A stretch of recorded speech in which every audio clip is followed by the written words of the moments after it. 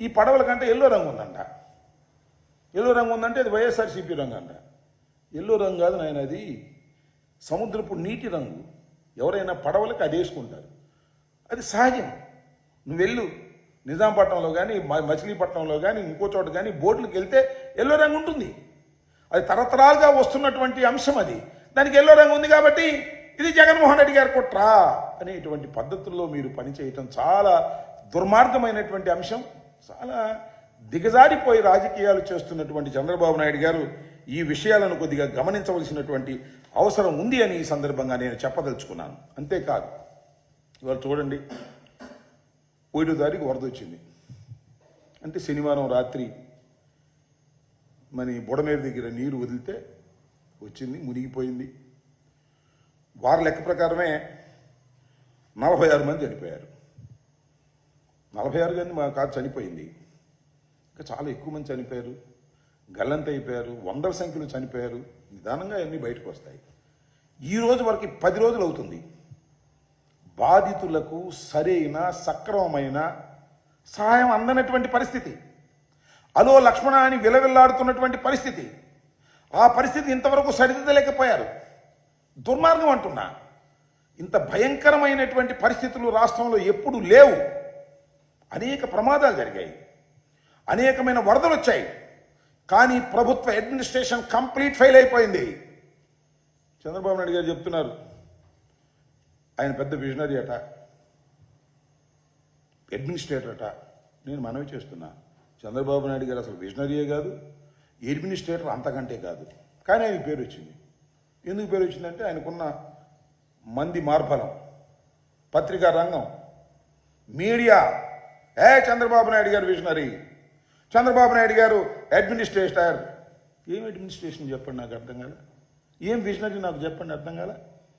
ఏమండి నేను తెలియగలుగుతాను. చంద్రబాబు నాయుడు గారు ఒకటి గుర్తుపెట్టుకోండి, వెలగనేరు లాకుల దగ్గర అది రెగ్యులేటర్, మన లాకులు అంటే ఆయన కోపం వస్తుంది.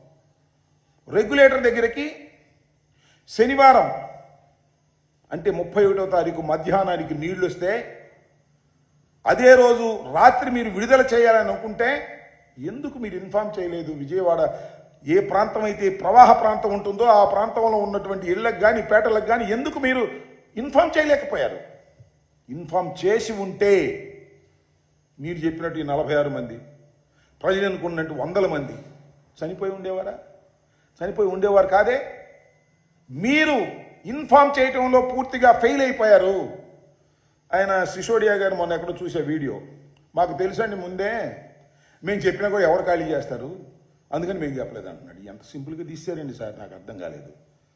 పెద్ద అడ్మినిస్ట్రేటర్గా ఉన్నటువంటి ప్రభుత్వం సిసోడియా గారు ఇంత మాట అనేసరే, ఇన్ఫామ్ చేయటం అనేది మీ ధర్మం. నేను ఒక మాట చెప్తాను ఇక్కడ, నా ఫ్లైట్లో వెళ్ళే వాళ్ళకి అర్థమైంది. ఇప్పుడు నా ఫ్లైట్ ఎక్కినా సరే మీరు ఎమర్జెన్సీ డోర్ పక్కన ఉంటే ఎయిర్ హోస్టెస్ చెప్పిద్ది, అయ్యా ప్రమాదం జరిగినప్పుడు ఎవాక్యువేషన్ జరిగేటప్పుడు ఈ విధంగా ఆపరేట్ చేయాలని చెప్తారు. నిజంగా ప్రమాదం జరిగిద్దా? జరగకపోయినా చెప్పడం వారి డ్యూటీ. ఎయిర్ హోస్టెస్ ఆ విధంగా చెప్పి ఎడ్యుకేట్ చేయడానికి ప్రయత్నం చేస్తాం. మనం ఒకసారి వింటాం, ఒకసారి వినం. జరిగిందంటే ప్రమాదం అని అనుకుంటాం మనం. అయినా చెప్పడం మానేస్తారా? మానేరుగా. అలాగే వెలగలేరు దగ్గర నీళ్లు మీరు రిలీజ్ చేసే ముందు ఎందుకు అలర్ట్ చేయలేదు, ఎందుకు ఎవాక్యువేషన్ చేయలేదు, ఎందుకు వాళ్ళందరినీ కూడా పునరావాసానికి తీసుకువెళ్ళకోకుండా మీరు నీళ్లు వదిలేసి ఇంతమందిని చంపేసి? చంద్రబాబు నాయుడు గారు విజనరీ, ఆయన మంచి అడ్మినిస్ట్రేటర్ అంటే ఎలా? నాకు అర్థం కాల. అది ఇంకో పారు చెప్తాను మీకు.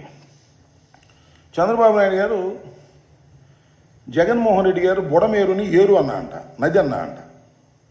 దానికి పెద్ద కామెడీ చేశాడు సాక్షాత్తు విజనరీ గారే.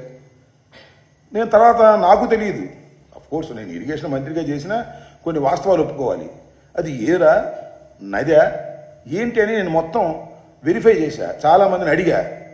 అది ఒక చిన్న నది, బేబే రివర్ అంటారంట. దాన్ని ఏదో ఇంగ్లీష్లో కూడా ఒక మాట చెప్పారు, రివలెంట్ అంటే ఒక బేబీ నది. 160 కిలోమీటర్లు ప్రవహించేటటువంటి ఒక బేబీ, ఒక నది, చిన్న నది. దాని నది అన్నందుకు చంద్రబాబు నాయుడు గారు ఒక విషపనం నవ్వి జగన్మోహన్ రెడ్డికి ఏం తెలియదండి ఆయన దాన్ని నది అంటున్నాడు. అని కామెడీ చేసే ప్రయత్నించాను. నీకు తెలియదు అది చిన్న నది అనే విషయం, రెవలెట్ అనే విషయం నీకు తెలియదు. విజనరీగా ఉన్నటువంటి చంద్రబాబు నాయుడు గారు తెలియదు. బుడమేరు గేట్లు ఎత్తారు అంటే బుడమేరు గేట్లా, బుడమేరు అసలు గేట్లు ఉన్నాయా అన్నాడు. వెలగలేరు బుడమేరు మీద ఉందనే సంగతి కూడా చంద్రబాబు నాయుడు గారు తెలియదు కావాలి. మరి మనం ఏం చేస్తాం?